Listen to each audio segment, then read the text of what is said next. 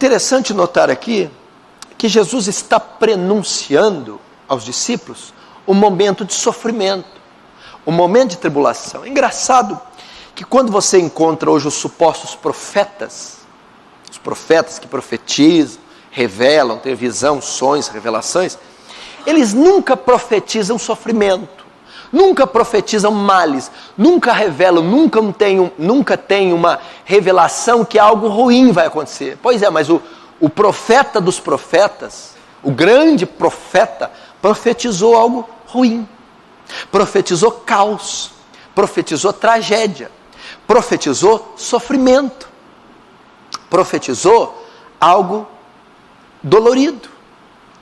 E à luz disso aqui eu também quero ensinar a dificuldade que os cristãos contemporâneos têm de lidar com o sofrimento, com a perda. Nós somos muito mal educados, muito mal ensinados em lidar com o sofrimento. Nós não sabemos lidar com tragédias, com mal. Foi nos ensinado de forma errada. Nós, talvez a nação brasileira principalmente, ela tem no mínimo 80% dos cristãos que foram influenciados pela confissão positiva. A confissão positiva que ensina Kenneth Reagan, Benny Hinn, que ensina R.R. Soares, de Macedo, esses grandes apóstolos modernos. O que a confissão positiva propõe? Que o sofrimento não é a vontade de Deus. Deus não quer que soframos, que a doença não vem de Deus, que mal nenhum pode vir de Deus, que não é a vontade de Deus que nós fiquemos doentes, não é a vontade de Deus que soframos qualquer mal que seja. Então, se alguém teve um carro roubado, se alguém está num leito de hospital, se alguém foi assaltado, se alguém pegou uma doença grave, isso é ensinado como falta de fé, obra de demônios. A pessoa está em pecado, está em desacordo com Deus, por isso ela está vivendo aquilo. Em que hipótese alguma pode acontecer uma tragédia, o exame dela nunca pode dar negativo, nunca pode dar um tumor maligno, não pode. Então, fomos ensinados assim, que ao nos convertermos, principalmente a interpretação daquele texto de forma horrorosa, Romanos 8, 29, 28, todas as coisas cooperam para o bem daqueles que amam a Deus. Eles ensinam que todas as coisas cooperam bem para os que amam a Deus. É ensinado que todo crente, todo aquele que converte, tudo vai dar certo na vida dele. Tudo trabalha bem para ele. Tudo vai ser mil maravilhas. E não é isso que o versículo está dizendo. Não é essa maneira de interpretar o versículo. Todas as coisas trabalham para o bem. Dentro do tudo está o bom. Todas as coisas boas trabalham para mim.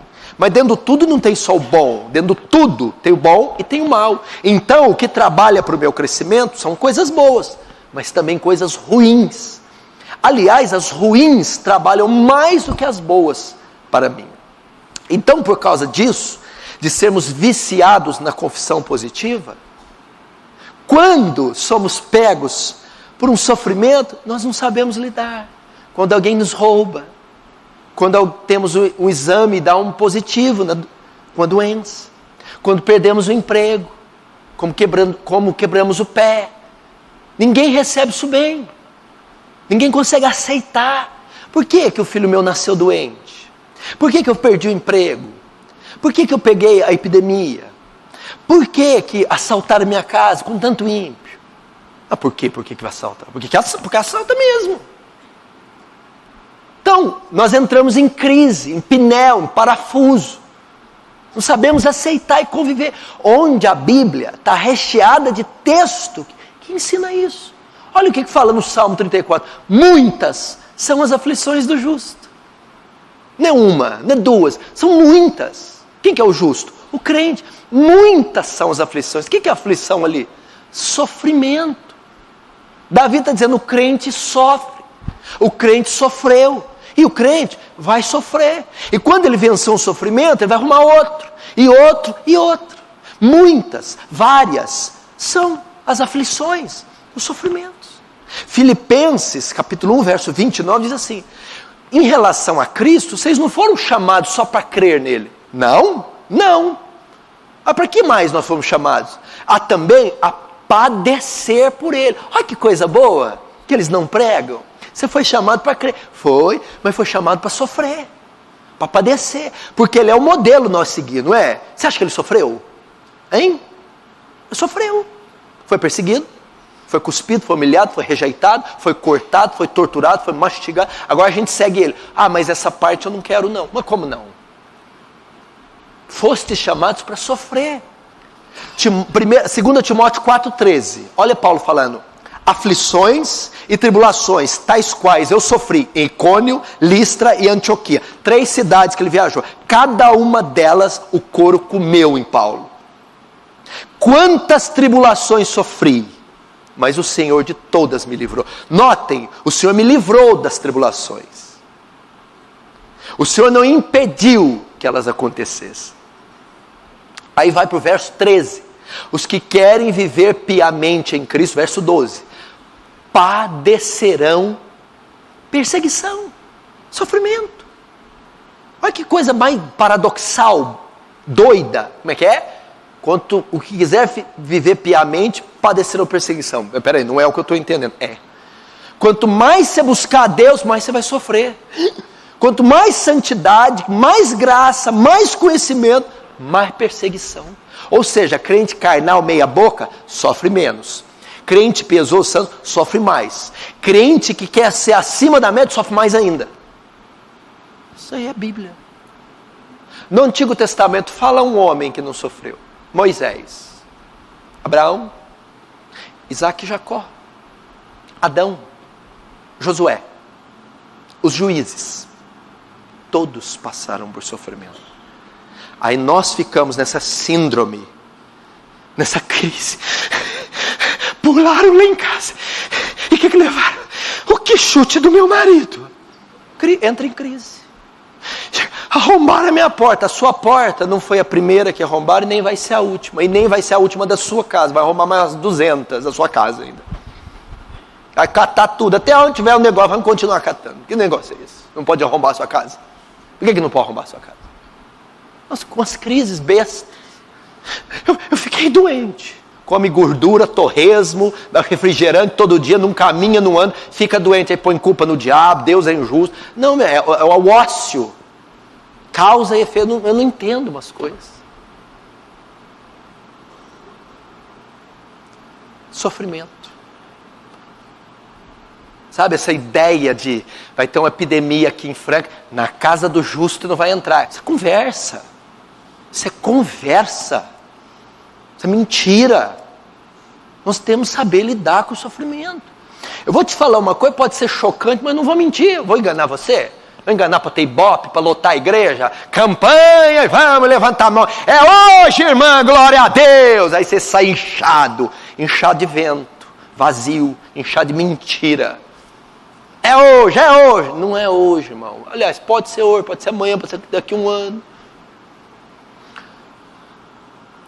1 Coríntios, Paulo fala assim, do espinho na carne você conhece. Há 14 anos, se fora do corpo ou no corpo não sei, conheci um homem que foi arrebatado ao terceiro céus e viu coisas inefáveis que não é lícito aos homens dizer.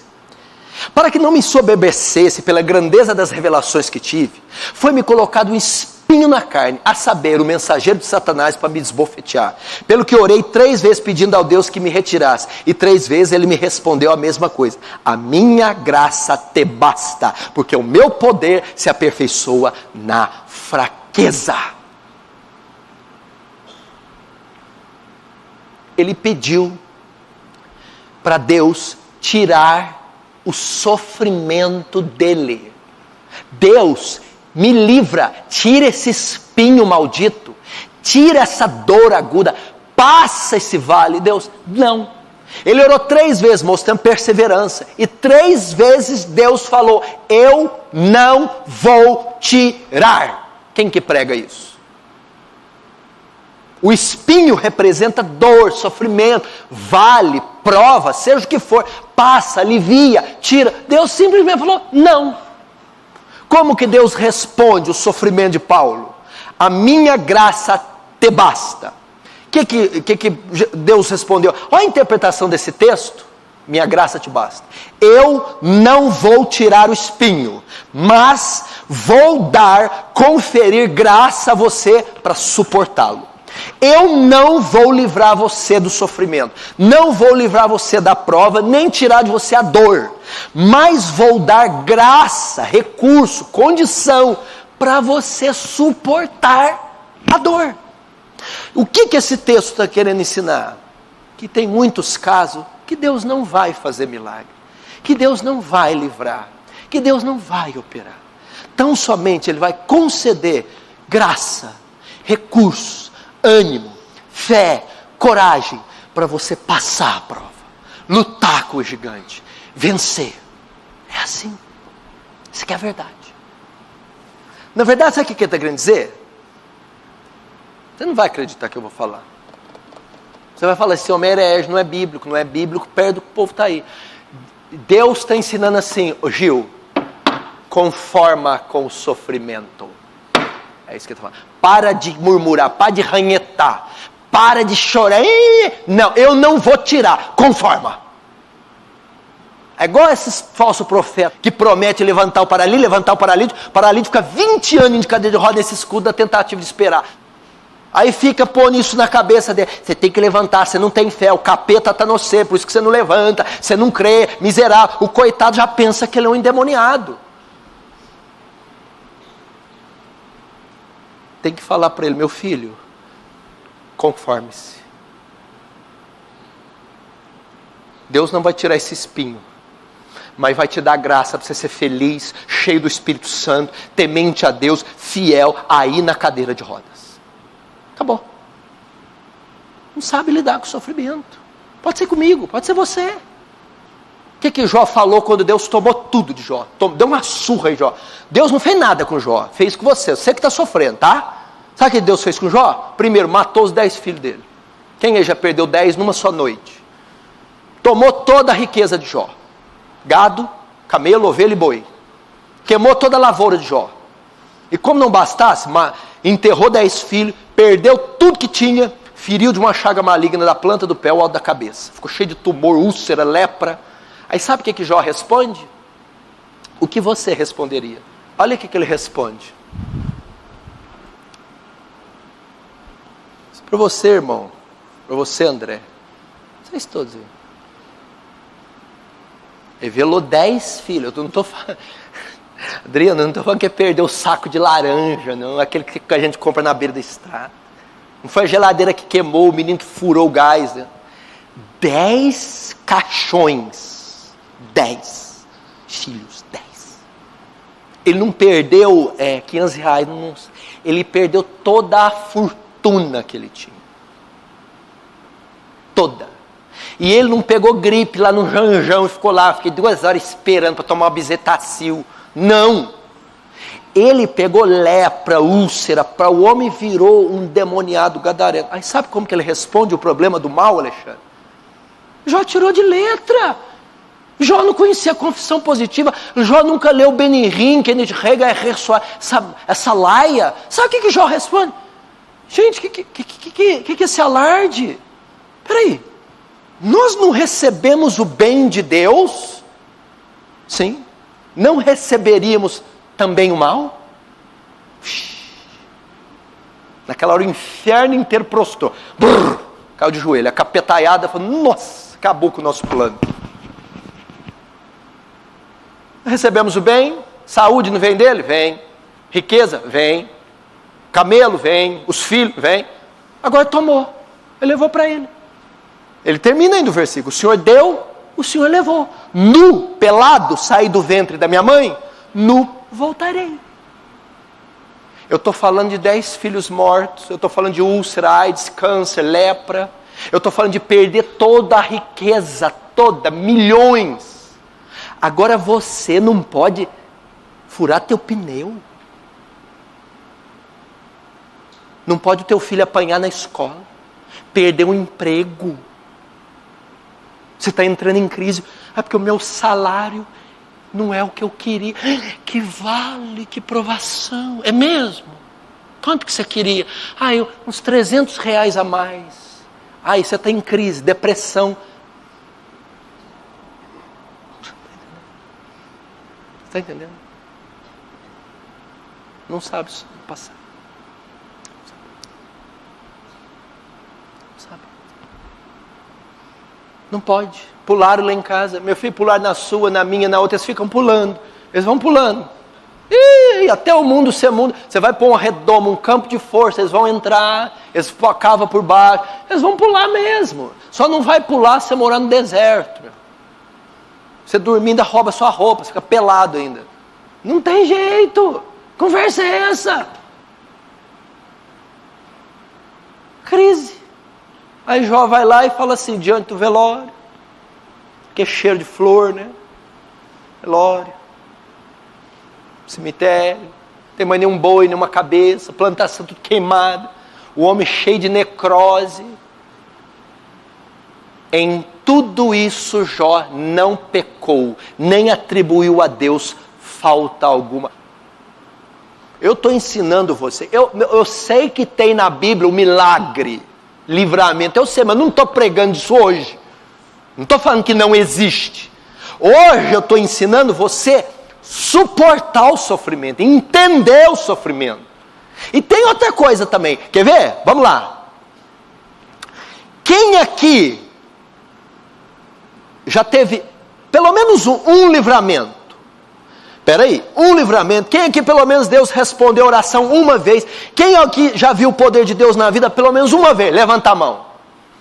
Agora abaixa. Agora eu vou te pegar. E quem aqui ainda está precisando ver o poder de Deus, quer ver livramento e ainda quer ver milagre? Levanta. Você viu? Não tem fim. É um atrás do outro, meu filho. Se ele resolver esse problema aí, os problemas não vão acabar, eles vão continuar. Se ele operar esse prodígio, materializar o que você quer, ele resolveu uma questão, tem outras 1000. É um ciclo vicioso que não tem fim. Então o que a Bíblia nos manda fazer é nos conformar.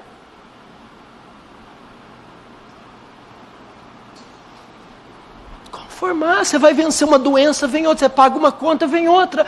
Você ganha uma alma, tem mais 10 perdida. Meu filho do céu. É nos conformar. Qual foi a maneira que Jesus confortou eles diante do sofrimento? Vamos ver. Você vai ver com o que tem a ver com o que eu falei. Vamos lá.